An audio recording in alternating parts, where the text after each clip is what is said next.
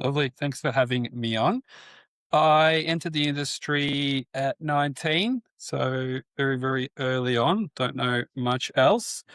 I entered the industry because I was already helping people at my footy club get fit and strong. And someone literally just said, well, you don't know what to do with your life. Why don't you just make it this? I had other people at the footy club then say, no one's going to pay you $50 to train them. And this was back in 2010 or 2011 when PT wasn't quite as vogue as it is now. I did that successfully for 9 years. Within 3 months of doing that, I'd filled my books and I had no idea how. Upon reflection, I just happened to turn out to be a people person, was able to connect with people, and that was my superpower. There was no back end process. There was not even a logo for my business. It was just the people in front of me I would service, and they would pay me. And the first 2-3 years was cash. To be honest, after 9 years, I realized that I was cruising, and I tried to squeeze as much as I could on what I had in front of me. But it was time for a new challenge, and that's when I looked for my own space. That was end of 2019, started 2020. Little thing with the letter C started. So I had to wait another 2 years. So I bid my time and just ran park sessions whilst Melbourne was in a pretty long lockdown. And then right after that, opened up my first Listen to Your Body studio in Williamstown, and then happened to have a bit of a knack for business. And 4.5 years, I sit here with James, and we now own four. Incredible. We'll dive a little bit more into that. I'm interested on the park sessions because that's a unusual route. I would say definitely come from Ireland. You ain't doing too many sessions in a park in Ireland. But James, very different. If you would like to take us through your journey. Yeah, thank you. And thanks very much for having me and having us. So my journey began really as soon as I finished school. I went to university and studied commerce accounting here at Flinders University in Adelaide. So I'm a country boy from South Australia, and moved to Adelaide, which was quite a big move for a country boy back then. Right now, it doesn't seem as big as it was. Definitely when you look back, but and from there was where my probably it was a seed that then began kind of growing into my understanding and knowledge when it comes to business. So especially that there probably started the journey in terms of my passion for business, and really understand the economics of what does make a business grow.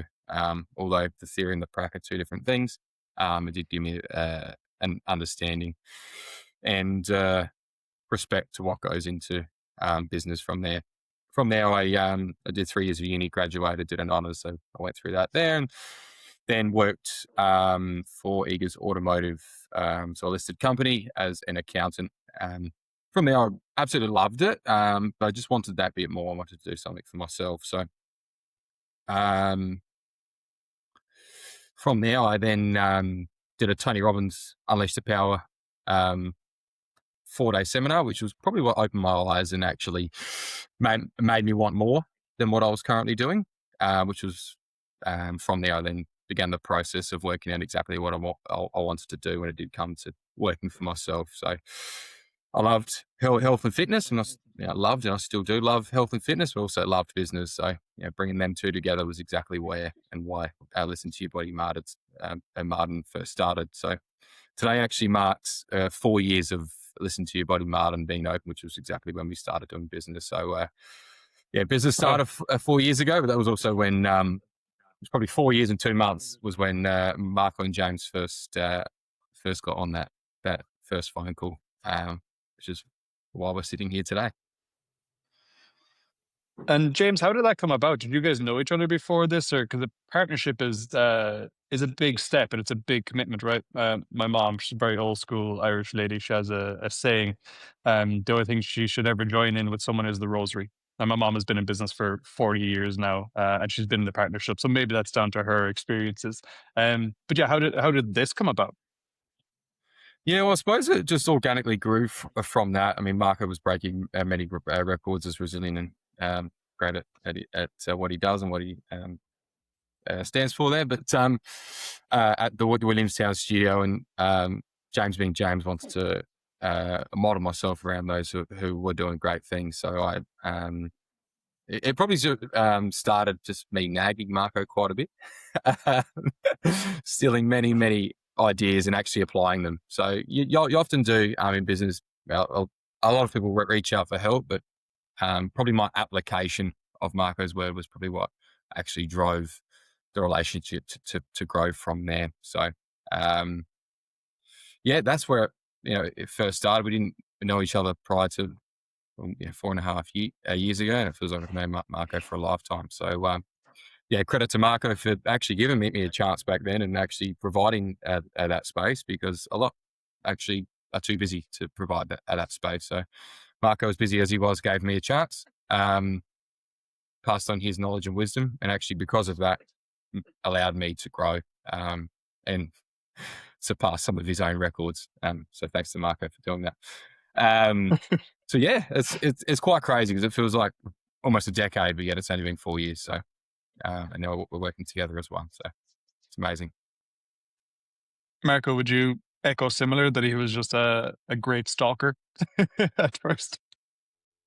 Yeah, it's interesting because I even had the conversation with Ben, who owns the Listen to Your Body franchise, that he goes, "Oh, James is a ripper, isn't he?" And I go, the interesting thing is so many people ask me how I'd broken some of the L2IB records and, even in Ben's words, set the new standard. And I said, the difference is between James and the others that ask me? He actually does what he hears from me.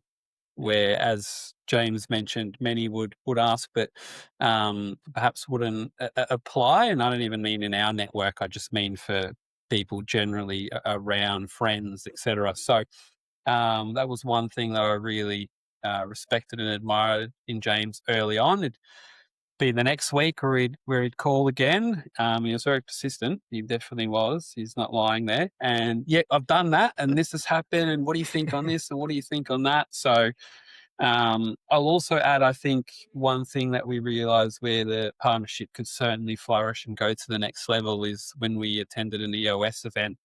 And I was having certain challenges trying to scale. I certainly had blind spots like most, and James had his own, and they were talking on, the visionary, the integrator, and there's certain things, and I hadn't quite heard that language framed that way. And it was funny. He was asking you to circle your bit, and we're sitting side by side, and James is just there like integrated detail. Yep. And I'm on the other side, like, visionary people. And then there was the gaps, and we just looked at each other and just like had a big laugh. And I think that's when we realized where the power could really come from. That's amazing that you had that foresight and that you're able to see that. I'm quite familiar with EOS. It's not something I've gone through, but I am familiar with it.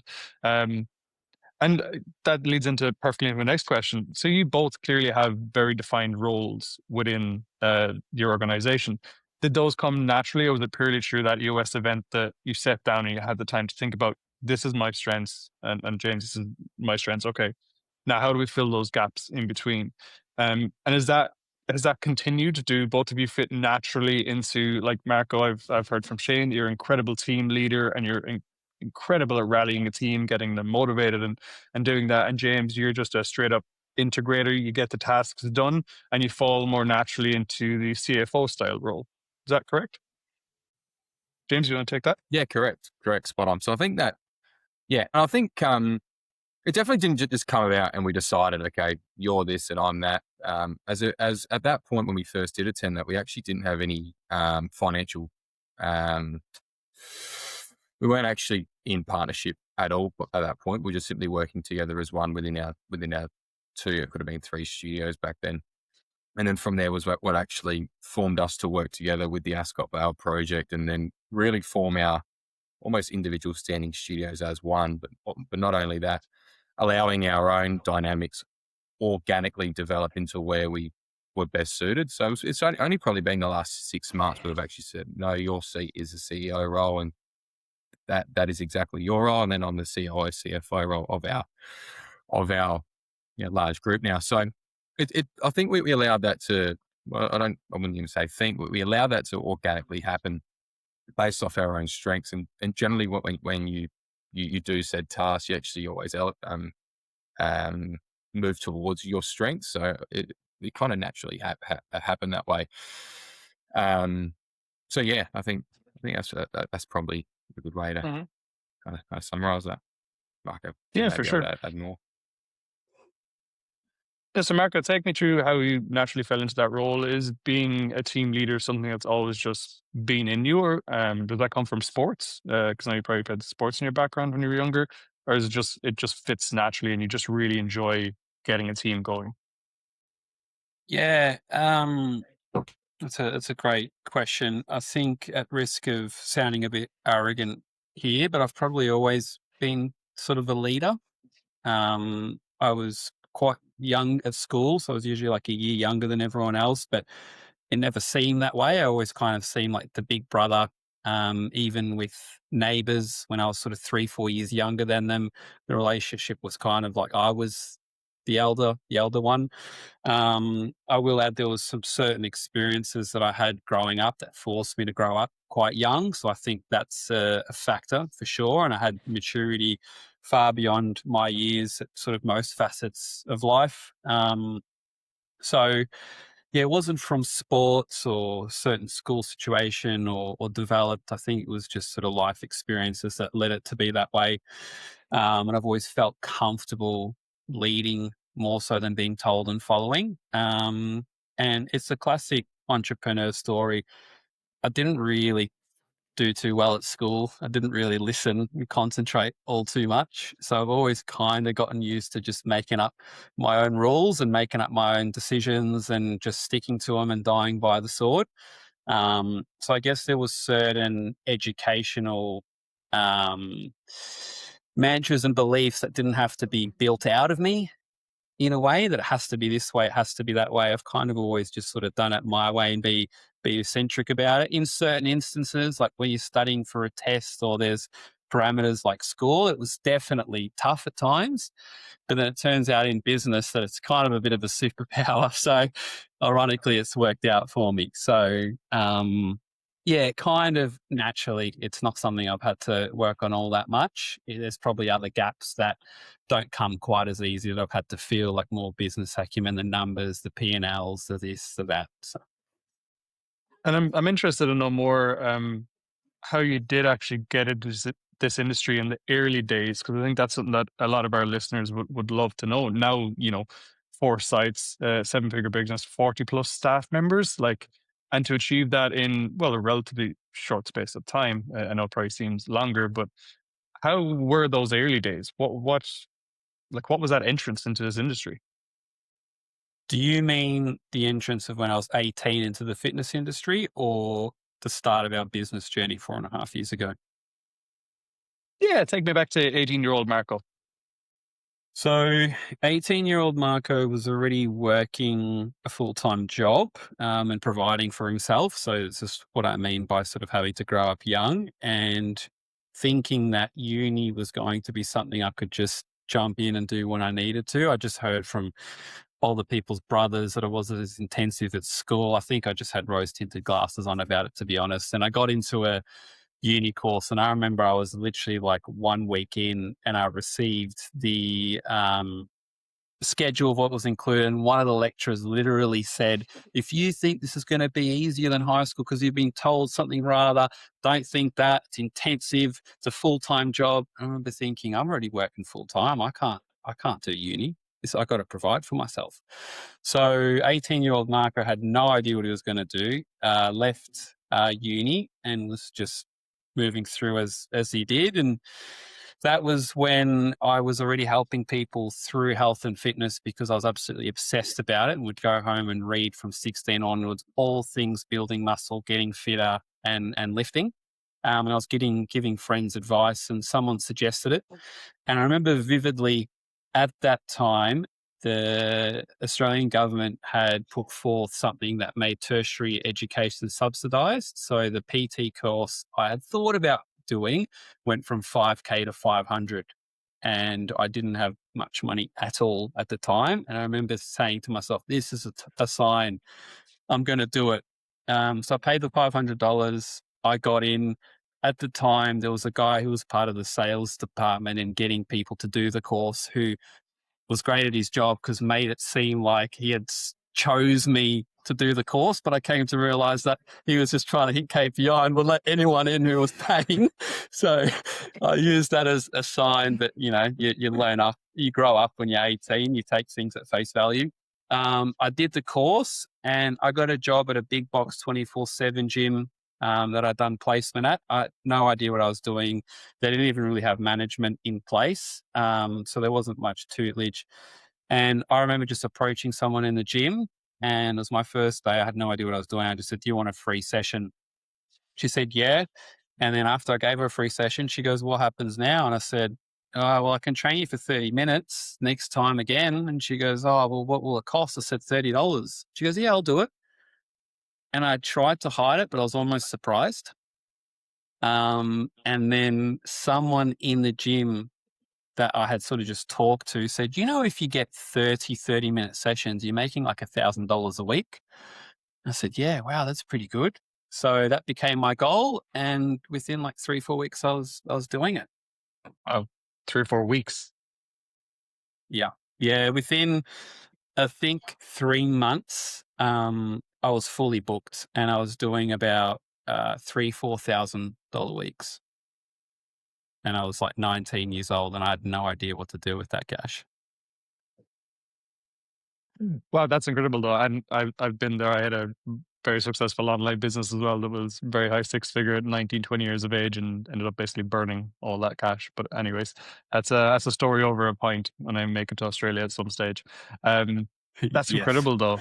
And Of course. what what got you to that point? Was it the sales? Because it sounds like um you fit naturally into a sales role also, and I think that comes along with your personality as well. Would you say that's correct?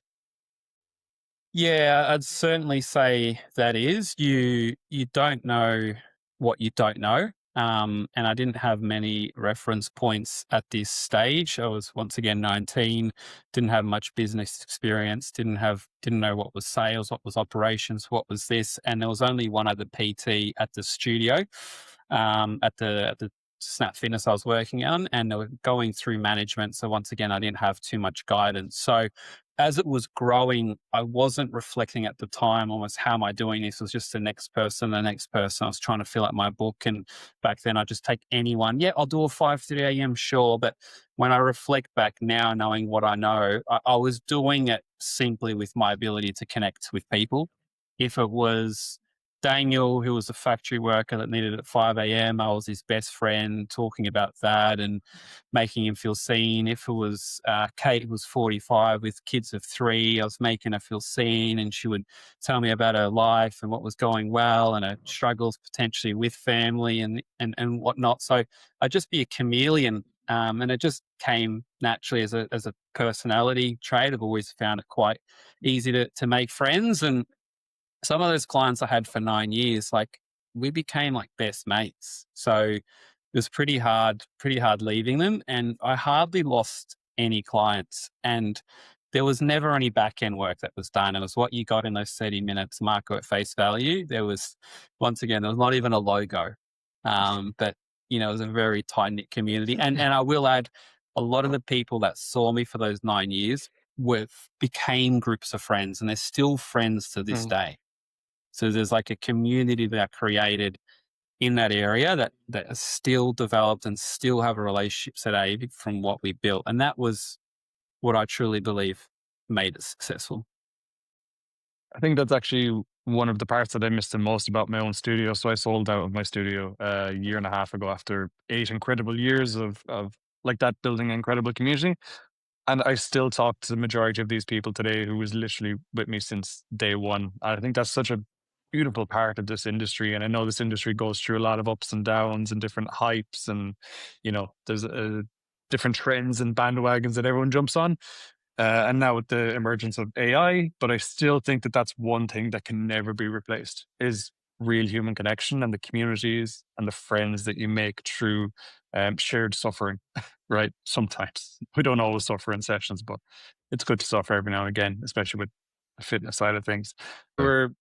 18, did you decide that you wanted to just be an accountant and you were going to be, an accountant for the rest of your life? Or was it more so, I think I want to own my own business one day?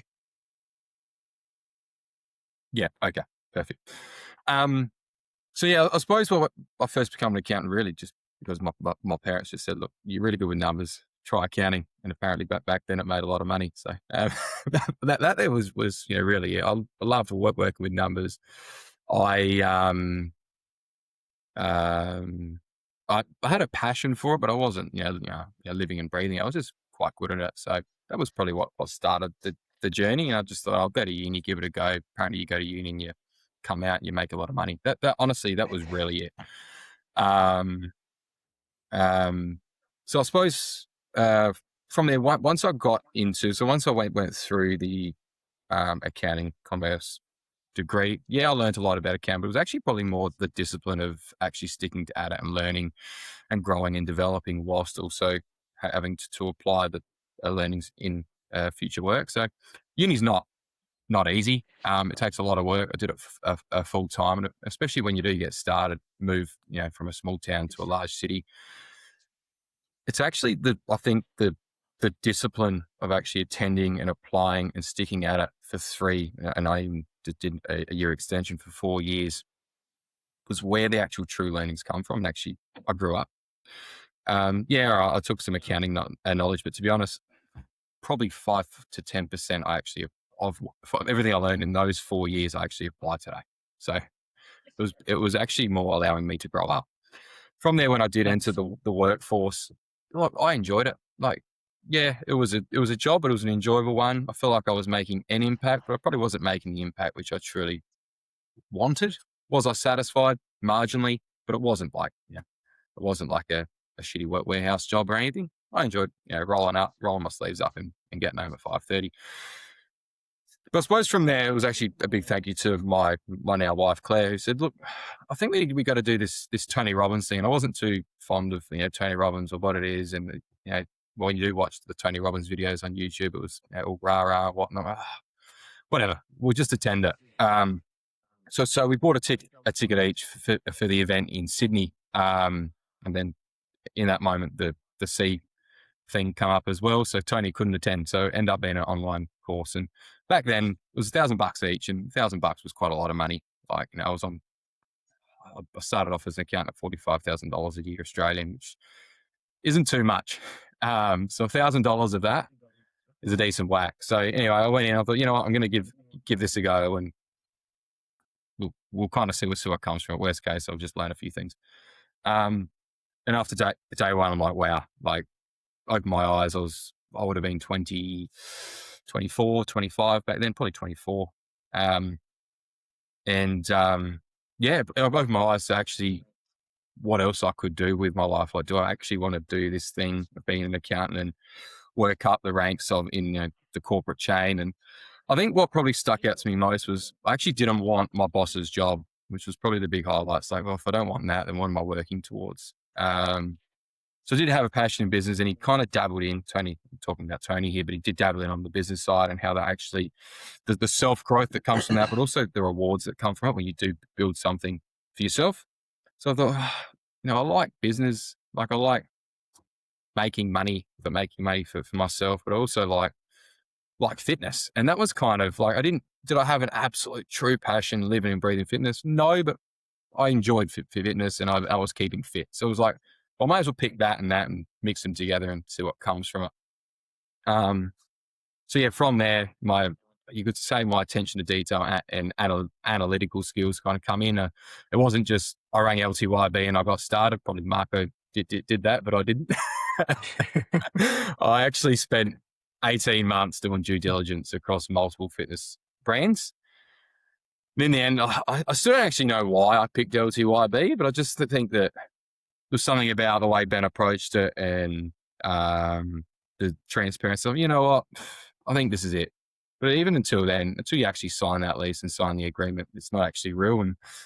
And as an accountant, when you do sign the lease and you get given those keys and you actually know the impact of those numbers, it was probably one of the toughest days of my life, to be honest. When you do realize, oh, wow, it actually does start now. and what do I do?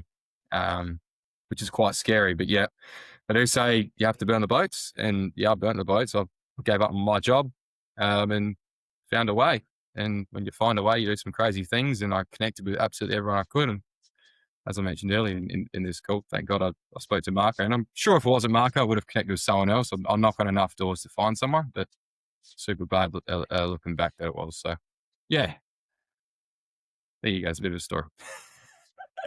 Epic. I love it.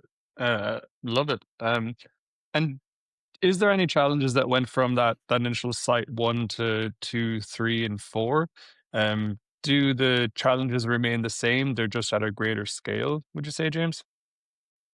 Yeah, I'll allow Marco to answer this one here because Marco was actually, I mean, I've really only gone from site 1 and then site 2, but then actually, thanks to Marco's growth of the Williamstown and Brunswick location, I now I oversee the 4. But Marco's probably the better one to ask here in terms of because he actually had to almost shift seats, but also be spinning a few plates at the same time. So I'll allow Marco the space for this one here.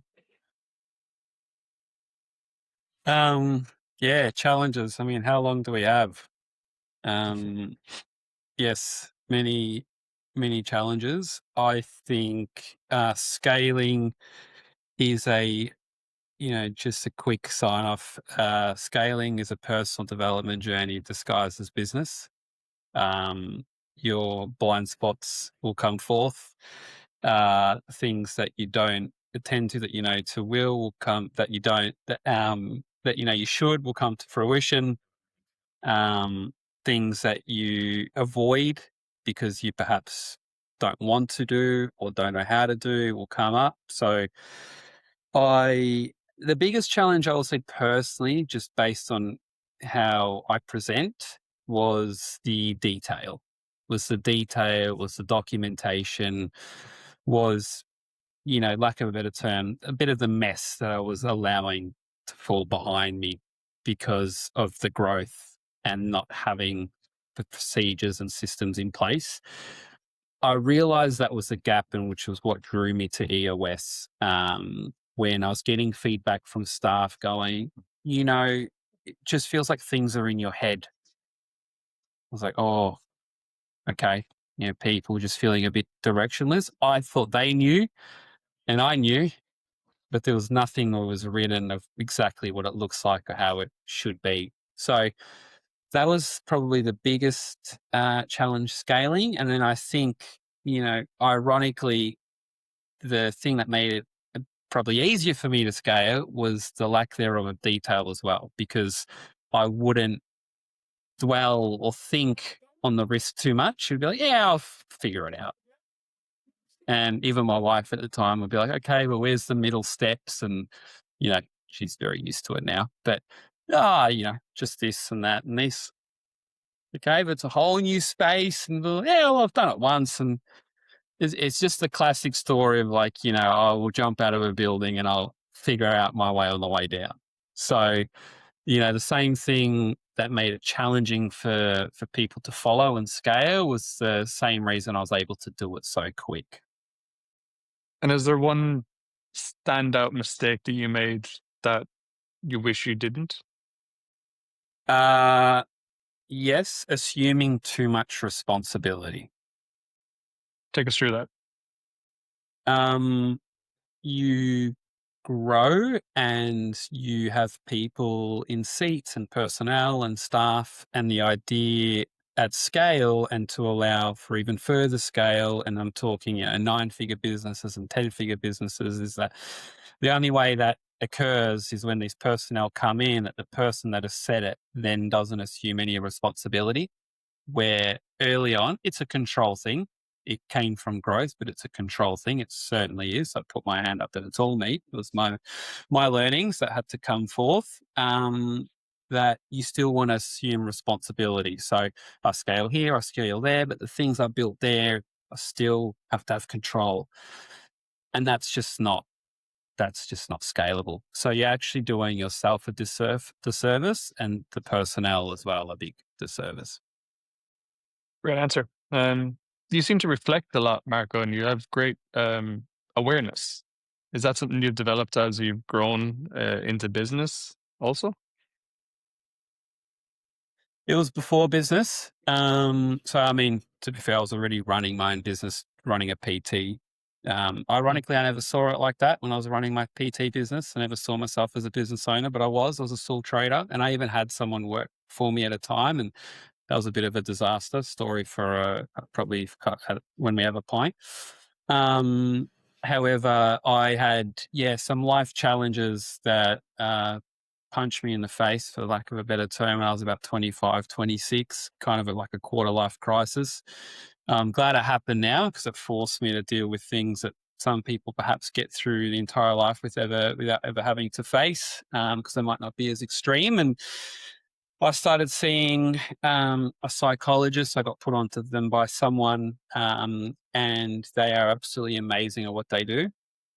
And I was on one end of the spectrum when it came to self-awareness. I think she was putting her head through a wall for the first year that she was working with me, because I just had no idea. And then after about a year, I started really getting it. And then what I noticed for my journey was every time I'd make a breakthrough in that side of my life and that side of development, everything else in my life got better. My PT business got better. My relationship with my friends got better. My relationships with myself got better.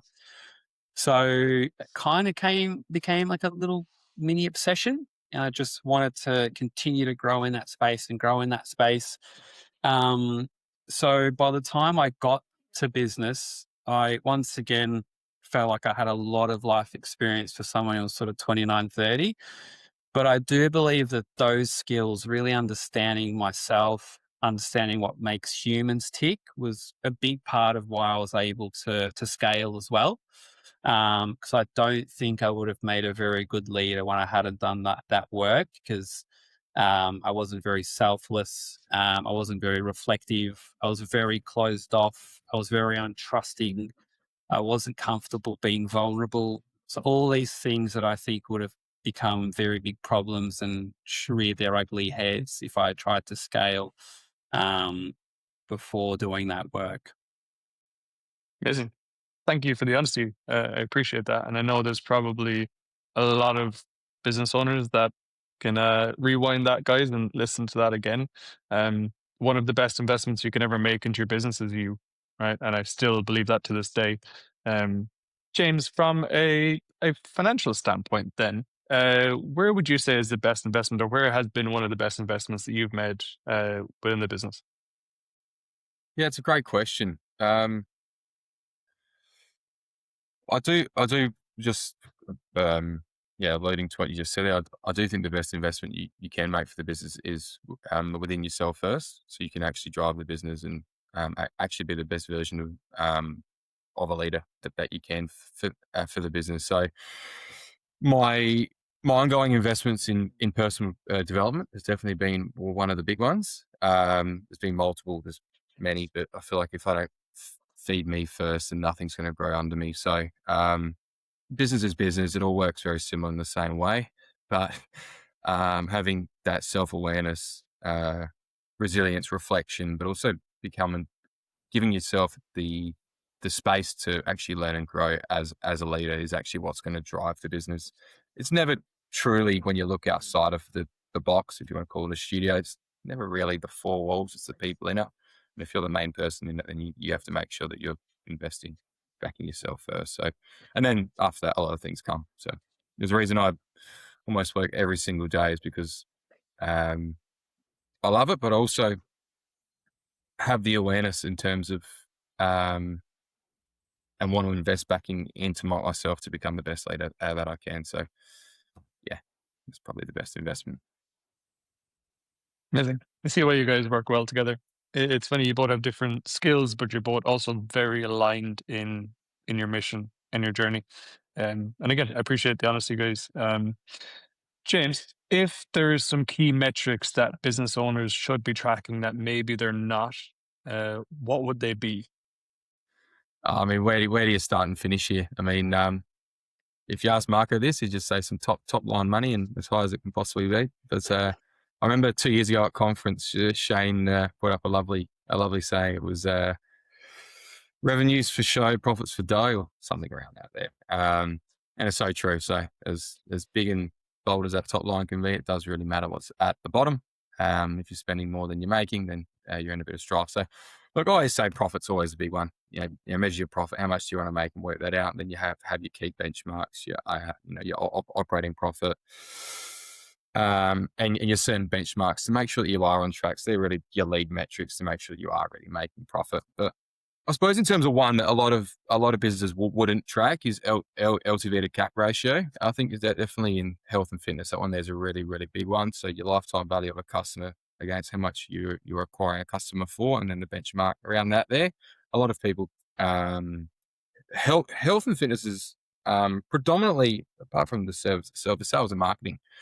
So you really have to make sure you get your economics right from the minute a new member walks through the door. So that one there's probably a big one that gets missed. I know Alex Hormozy speaks about it almost in every single podcast, every single day. And that's actually where I've got that from. So we track that monthly now, and it really makes sure that we are on track within a business. But yeah, there's one of me. Yes, I'll take that. Couple of quick fire. Your favorite business book, James? Oh, this is a good one. There's many, but How to Win Friends and Influence People is probably my favorite. Yeah, especially when it does come to leadership. Every year I actually read that because you grow every year, or you adapt and change every year, and you have to apply and relearn things. And as you do grow, you're still reapplying the exact same principles. So that one there's 100% my favorite, and there's a lot that just sit second to that there. Love it. Fantastic book. Marco, yours? James has heard me quote this book a lot, so he's not going to be surprised when I say my answer is Culture Eats Strategy for Breakfast. Like it. Marco, if we're sitting here again in 5 years' time, what's after happening? How many studios? How many figures? Where are you? So I will talk on the business side, and then I'll talk on sort of the mission statement. And James will probably laugh because he always knows I've got like 1,000,001 ideas and things to plan out. But I think in terms of studios, we're pretty aligned that there's no more brick and mortar locations to come. However, we're looking at just optimizing earning capacity, having a business that's sustainable. And I think what I've found, and this includes myself, is people get probably a bit too far along on what they actually think is sustainable. So you get to a point, you're like, nah, it is sustainable. And you go away for 4 weeks and so many things break. I think, people say that quite easily. And I don't think it's true a lot of the times. I think to have a real sustainable business, probably like 1% of people actually get there. And I'm just making up numbers here, but like it's very, very rare from what I've observed. And I've spoken to many different entrepreneurs now, how many people have actually had a business that runs completely without them. So I think in terms of our business goals in 5 years, it's getting to that stage, which feels like the next win. Like we've been able to develop a profitable business, scale, bring in other services, but that's the next win. But then in terms of moving forth, that I've viewed myself as a fitness coach for a long time.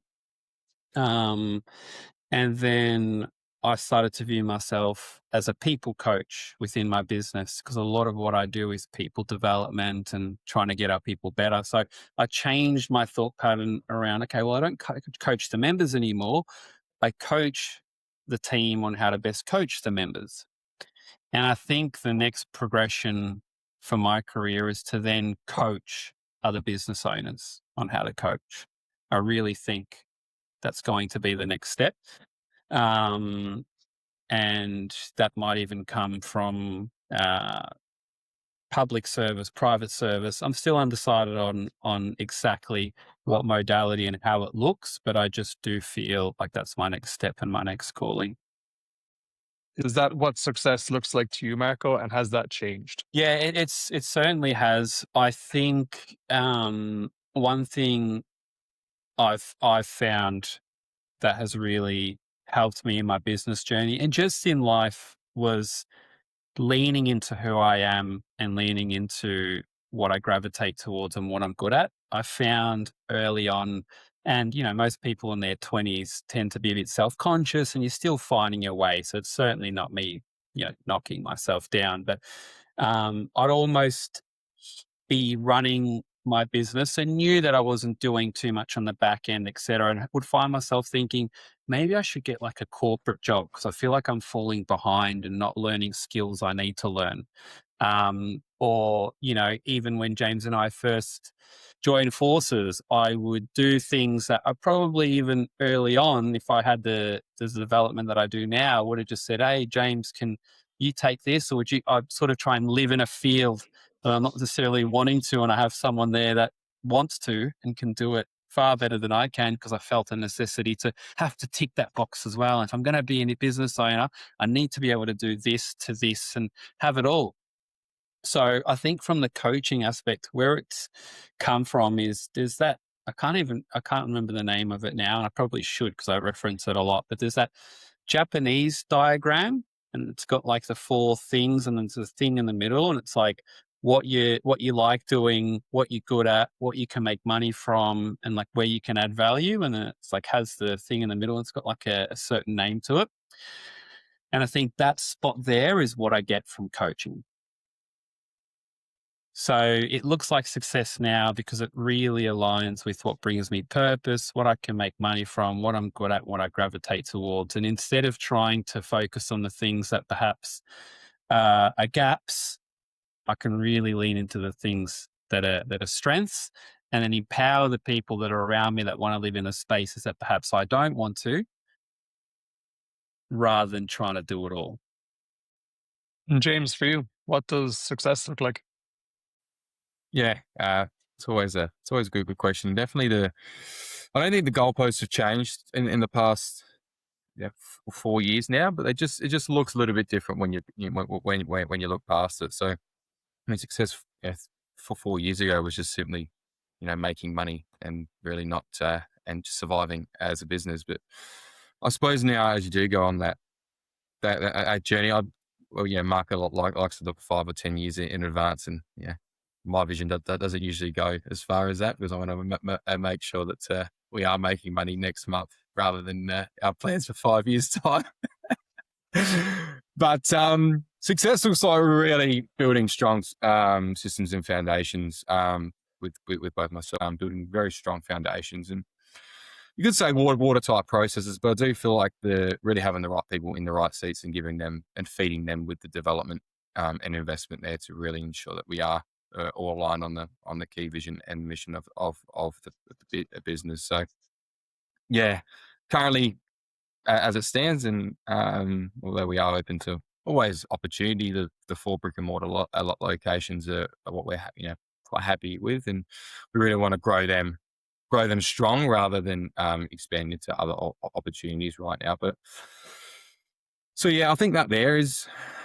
I mean, success always looks and feels different each day, but I do feel that really building the strongest team possible within our current 4 locations is exactly where we want to get to, and really elevating the allied health side of the business as well, and integrating the businesses 2 into 1. So listen to your body and the exercise physiology start as separate arms, and really continuing to make those steps to form under one banner. So, I think, and really that's probably the next 2 years, and beyond that, I'm not too sure. After that, I'll just really appreciate the journey and allowing myself to organically grow within the role. I think 2 years ago, it was almost like, oh, Marco's doing this, so I better do that. Or he runs 40K, I better run 40. And it actually was like that because I thought, well, if that leader's doing it, I must. But I think I wouldn't even say think. I've now accepted that I'm me and I'm comfortable being me, but also I want to actually grow within my own skill set as well. So being the best version of myself is actually what success is in the next 3 years. And I feel like if I can be that, then the business will certainly follow what has to follow. As long as Marco does the same thing. But of course. And I've no doubt it will, guys. Like I said, Shane from Sarah speaks extremely highly of both you guys and the businesses that you've built. Is there areas that Sarah has helped you with, and what are they, Marco? Yeah, certainly. Well, first and foremost, James did the intro. So James took the step forth. So thank you, James. And I saw the work being done there. And I think the biggest thing that pulled me in was, as James has alluded to many times, was he was coming to me for ideas, and then he started working with James, and I found pretty quick. James started working with Shane. I found pretty quick that I started going to James for ideas. So they were doing some really good work early, clearly. But I think Shane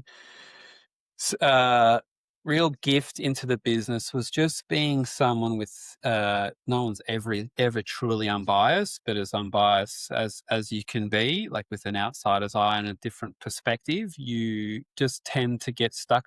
Even for someone like me who tends to have a bit more of a visionary, and you get stuck in the four walls and the problems of your battle. And of course, he's got I'm sure many and extensive different stories and outreach with different businesses. So just packing that all together to give us, a bit of guidance outside of, once again, our own little thoughts and four walls. And you also don't know what you don't know. Once again, a problem for us, we felt like a lot of times early that it was just us with those problems. But, Shane, he's probably heard those problems a million and one times. And now there's certain problems I've even heard a million and one times, and that's going to happen again as you get bigger and the problems just get bigger. So it's just those early days, like, yep.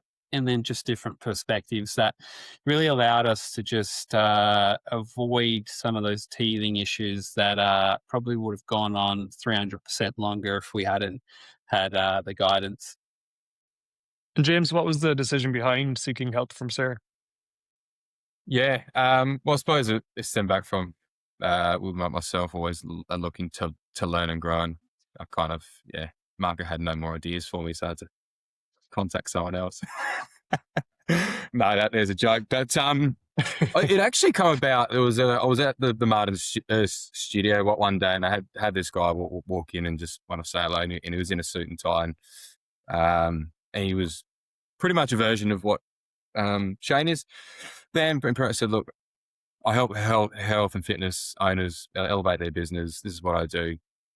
Let's chat. And I said, yeah, sure. We'll chat. And I spoke with Ben, who the CEO of the Cincy Buddies. Like, look, I actually know Shane, who's connected with a couple of other owners. I think you should also chat with Shane, because at least I actually know what Shane's track record. So I spoke with Shane, and got started there. And I was like, all right, well, we'll see what comes from this. And back then I felt felt probably a little bit clueless in terms of other ideas outside of my scope. But once you do speak to someone who has worked with so many other business owners, it does open your eyes. Oh, wow, that's another way you can get a lead, or that's another way you can improve your service.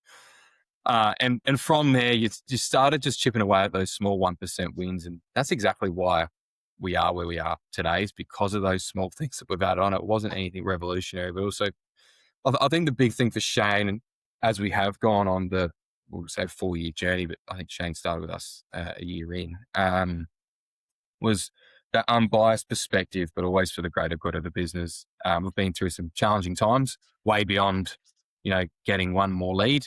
And Shane's always been there and giving us the exact advice which we've needed. It wasn't even, I think, or maybe, no, I think you guys actually really need to do this or make that move.